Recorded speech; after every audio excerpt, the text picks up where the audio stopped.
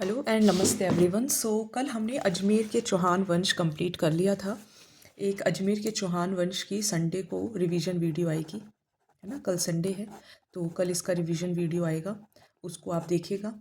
और अब आज हम स्टार्ट करने जा रहे हैं रणथंभौर का चौहान वंश। ठीक है, चैनल को आप फॉलो ज़रूर कर लीजिए, सब्सक्राइब ज़रूर कर लो ताकि आपके पास जो भी नोटिफिकेशंस हैं वो सब आते रहें। और डेली पढ़िए।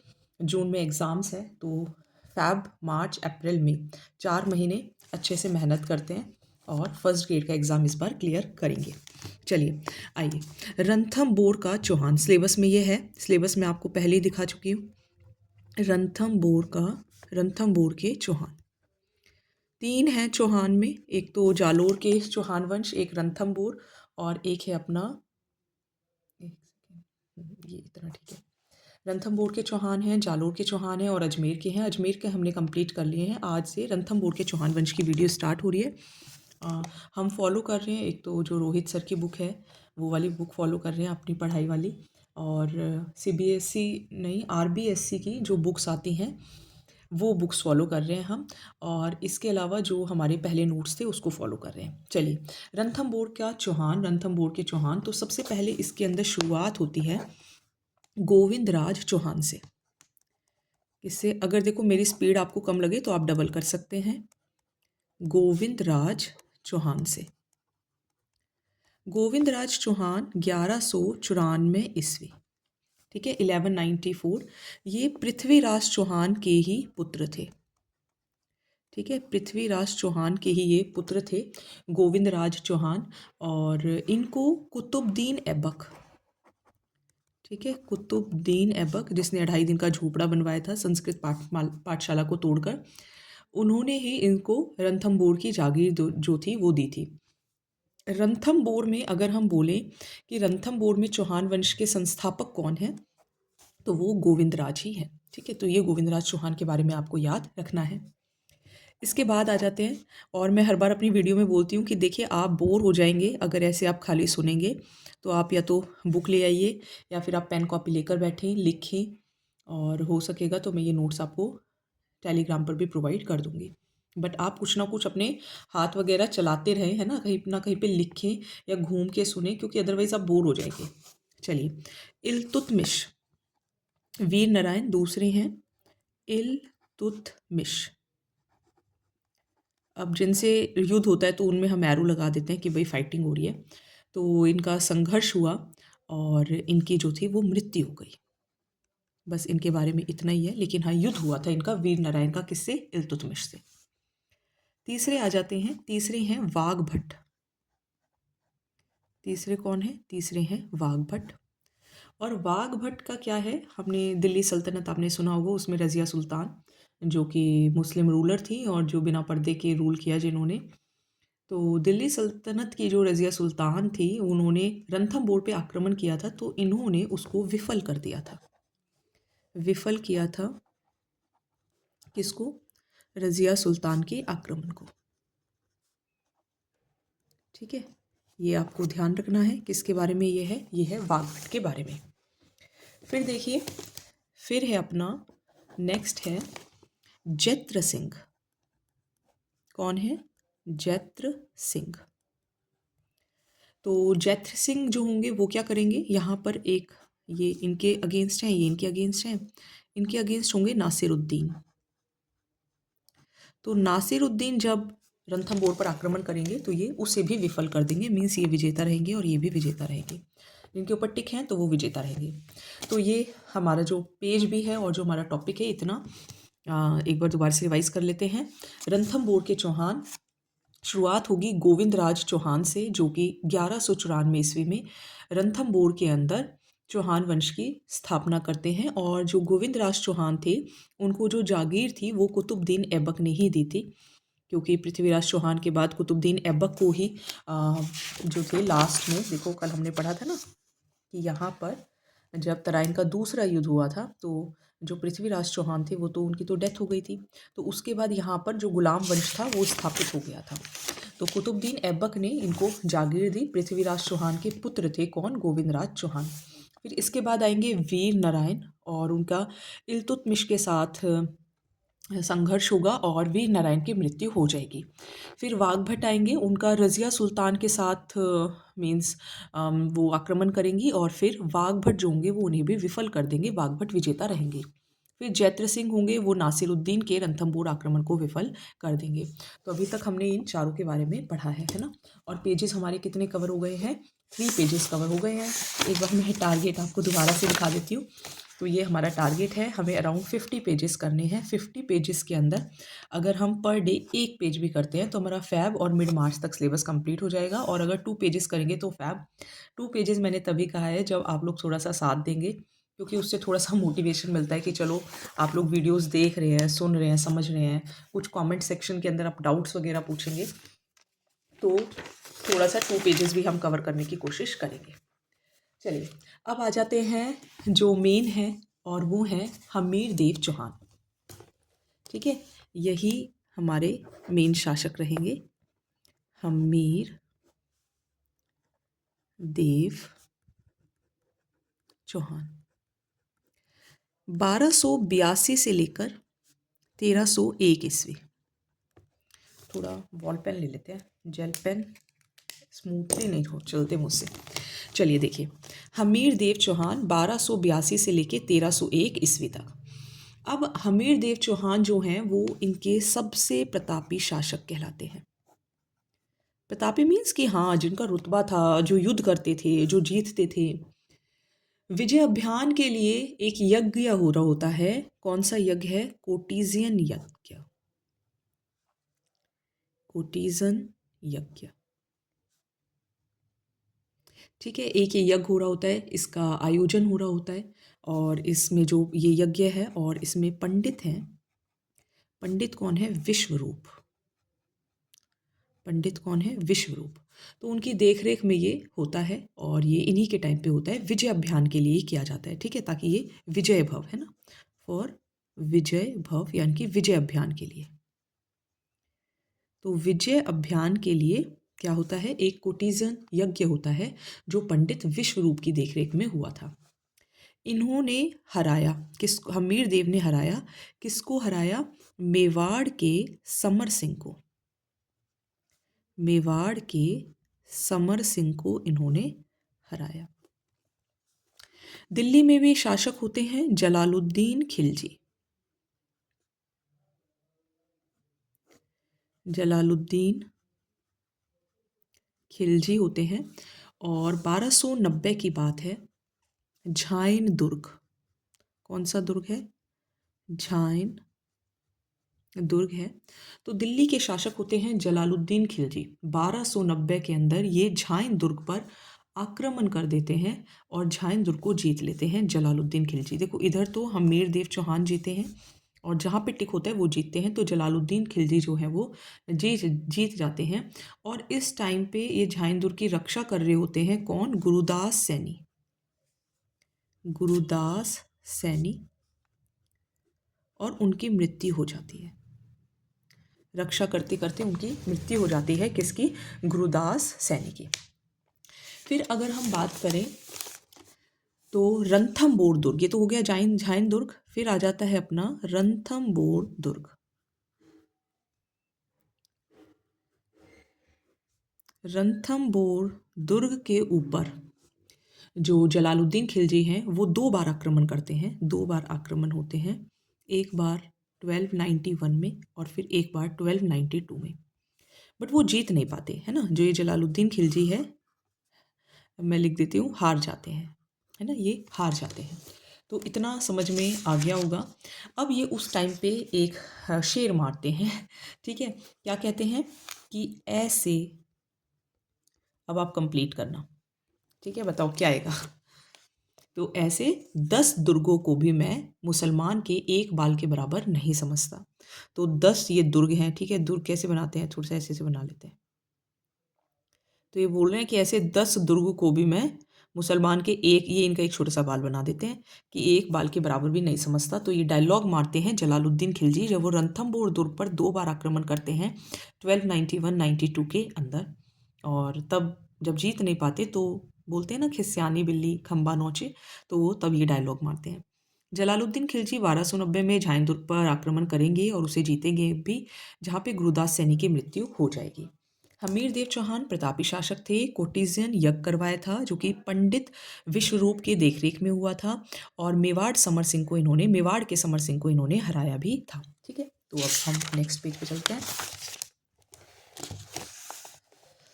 आगे देखिए, और हाँ, एजुकेशनल साइकोलॉजी की बुक आई नो थोड़ी सी डिले हो रही है, बट एक्चुअली कल संडे है तो कल पक्का लेकर आऊँगी।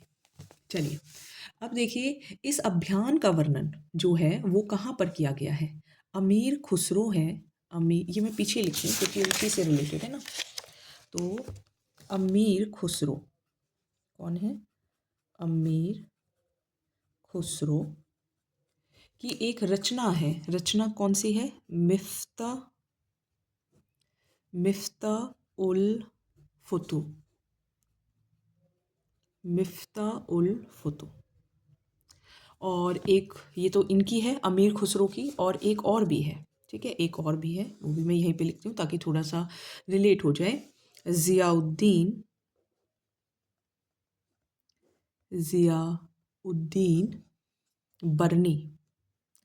ज़ियाउद्दीन बर्नी की पुस्तक है तारिक ए फिरोज शाही। तारिक ए फिरोज शाही। आप स्पीड बढ़ाकर देख सकते हैं, है ना, और अगर लिख रहे हैं तो आप इसी स्पीड पर देखें। चलिए, तो ये जो रणथंभौर दुर्ग के बारे में जो इन्फॉर्मेशन है कि 2 बार युद्ध किया 1290 1291 1292 में, और कहा कि ऐसे 10 दुर्गों को भी मैं मुसलमान के एक बाल के बराबर नहीं समझता हूँ।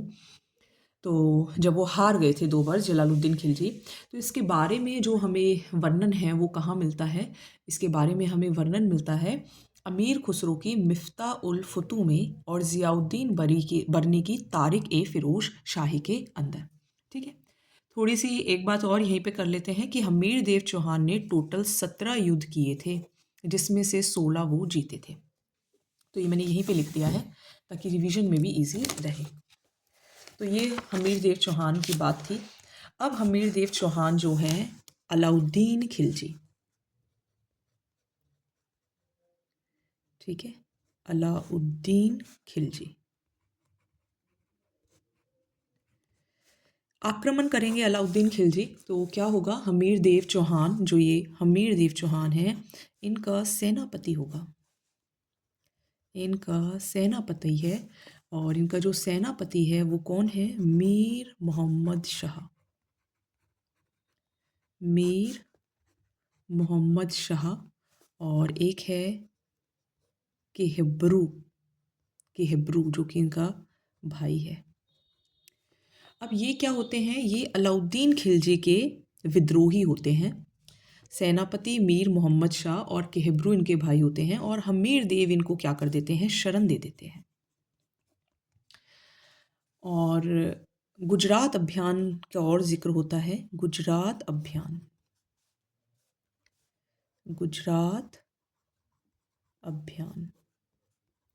और गुजरात अभियान के समय मोहम्मद शाह जो होते हैं वो क्या करते हैं?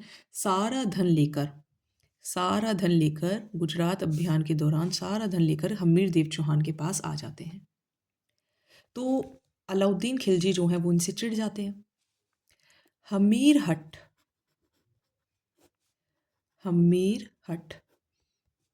में ये कहा गया है कि जो मोहम्मद शाह है वो अलाउद्दीन खिलजी की बेगम थी। इनकी बेगम थी, कौन थी? चिमना। उनसे मोहम्मद शाह को प्रेम हो गया था, और ये दोनों मिलकर अलाउद्दीन खिलजी को मारना चाहते थे, ऐसा हमीर हट में लिखा गया है।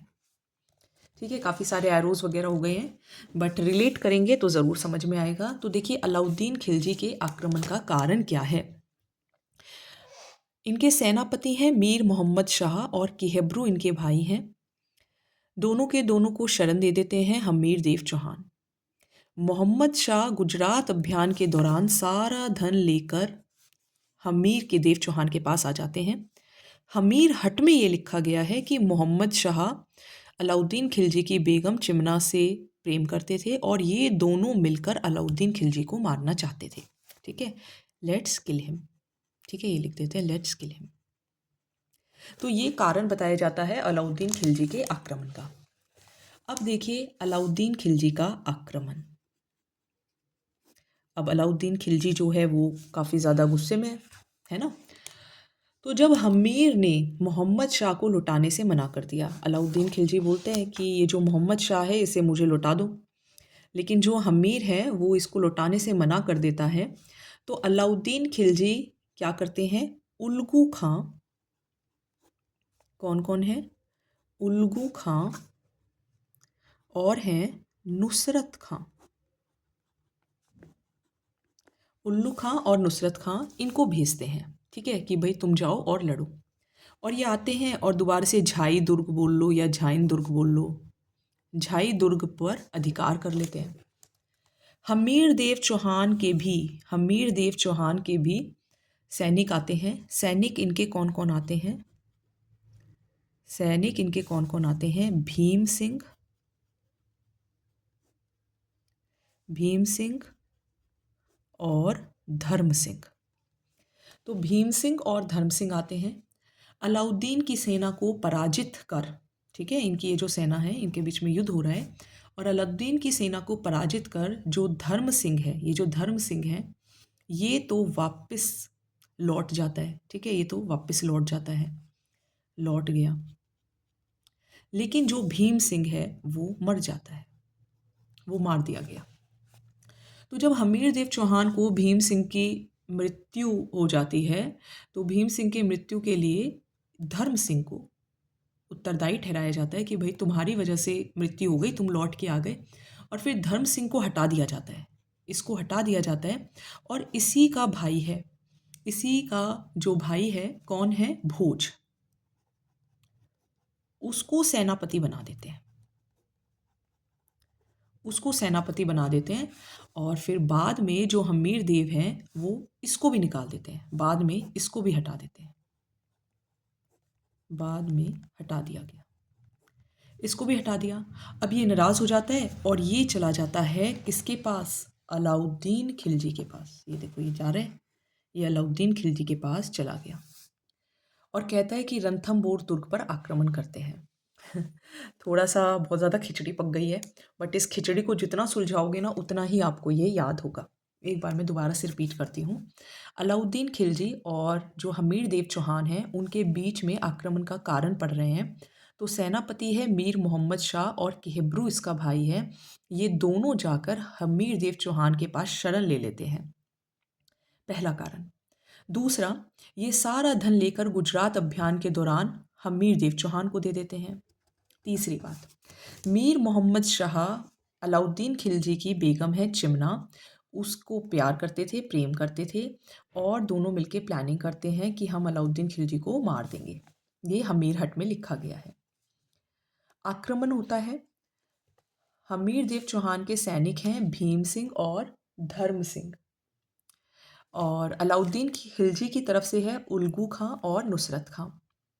तो इनके बीच में युद्ध होता है और ये इसमें जो धर्म सिंह है वो वापस लौट जाते हैं और भीम सिंह जो है वो मर जाते हैं, और इनका झाई दुर्ग पर ये आक्रमण कर लेते हैं, कौन, उल्गू खां और नुसरत खां। जब ये अधिकार कर लेते हैं तो इसके बाद जो हमीर देव चौहान है वो धर्म सिंह को बोलते हैं कि आप वापस लौट आए और भीम सिंह मर गया तो आपको हटाया जाता है, तो इनको हटा दिया जाता है और इसी के भाई भोज को सेनापति बना दिया जाता है। लेकिन बाद में हमीर देव चौहान भोज को भी हटा देते हैं, और जब भोज को भी हटा देते हैं तो भोज जाता है अलाउद्दीन खिलजी के पास कि चलो हम रणथंभौर दुर्ग पर आक्रमण करते हैं। तो आई होप समझ में आ गया होगा।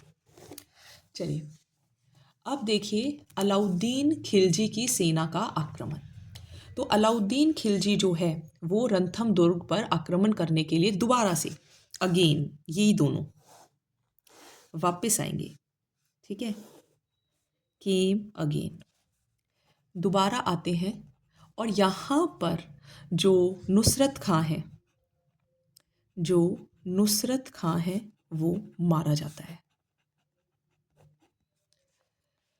फिर आते हैं खुद अलाउद्दीन खिलजी, अलाउद्दीन खिलजी। तो अमीर खुसरो की जो बुक है, अमीर खुसरो की जो बुक है, जो ख़ज़ाइन उल फतूह हमने पढ़ी, या जो तारीख़ अलाई है, ठीक है, ख़ज़ाइन उल फतूह, या फिर नहीं वो तो दूसरी थी, मिफ्ता उल फतूह थी, दो जैसी एक जैसी लगती हैं। इनकी दो बुक हैं, एक है ख़ज़ाइन उल फतूह,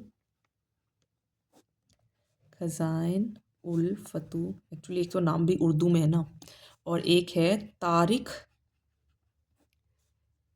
ए अलाई। तो उसमें ये लिखा गया है कि अलाउद्दीन खिलजी भी अपनी सेना के साथ आया था, और इसी में ही युद्ध का आंखों देखा वर्णन किया गया है। अब अलाउद्दीन खिलजी करीब करीब 1 साल तक, 1 वर्ष तक रणथंबोर दुर्ग में डेरा डाल के रखता है, और दुर्ग में जो भी खाद्य सामग्री हो जाती है उसको कम करने की कोशिश करता है। तो अमीर खुसरो क्या कहता है, अमीर खुसरो ये कहता है कि सोने के 2 दानों के बदले, ठीक है, ये स्टेटमेंट थोड़ा सा कंप्लीट करेंगे, सोने के 2 दानों के बदले चावल का दाना भी नसीब नहीं हो रहा था। तो तब अमीर खुसरो ये कहता है सोने के दानों वाली बात, कि सोने के दानों के बदले 2 दाने भी नसीब नहीं हो रहे थे, चावल का दाना भी नसीब नहीं हो रहा था। अलाउद्दीन जो होता है वो हमीर देव के सेनापति हैं रनपाल रतिपाल, ठीक है, ये हमीर देव की ही है ना, ये यहीं पे लिख देती हूँ मैं, हमीर देव के सेनापति हैं रनपाल, रनमल है, सॉरी रनमल, कौन है, रनमल है, और कौन है, रतिपाल है। रनमल और रतिपाल इनको दुर्ग देने का लालच देते हैं कि हम तुम्हें दुर्ग दे देंगे, और इनको अपनी तरफ मिला लेते हैं, ठीक है, ये इनके साथ मतलब दोस्ती कर लेते हैं। अब होगा रणथंबोर का साका, तो थोड़ा सा नेक्स्ट पेज पे आ जाते हैं, है ना। अब यहाँ पे होगा 11 जुलाई 1301, 11 जुलाई 1301 को साका होगा, और हमीर देव की पत्नी होंगी, हमीर देव की पत्नी होंगी, पत्नी कौन है, रंग देवी, इनकी पत्नी कौन है, रंग देवी है, और इनकी पुत्री है एक, कौन है, देवल दे,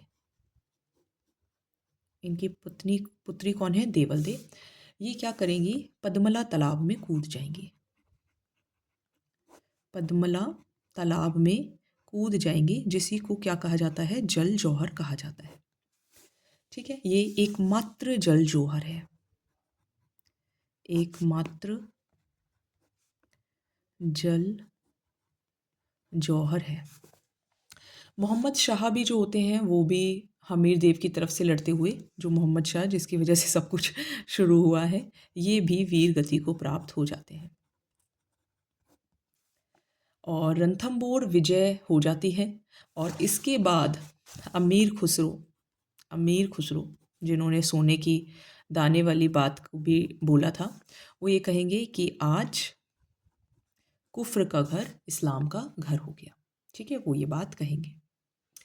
अलाउद्दीन जो होंगे वो रणथंबोर दुर्ग जो है, क्योंकि वो जीत गए हैं, फिर जो अलाउद्दीन है वो रणथंबोर दुर्ग को किसको सौंप जाता है, उल्गू खां को, क्योंकि नुसरत खां तो मारा गया है ना, उल्गू खां को सौंप जाता है।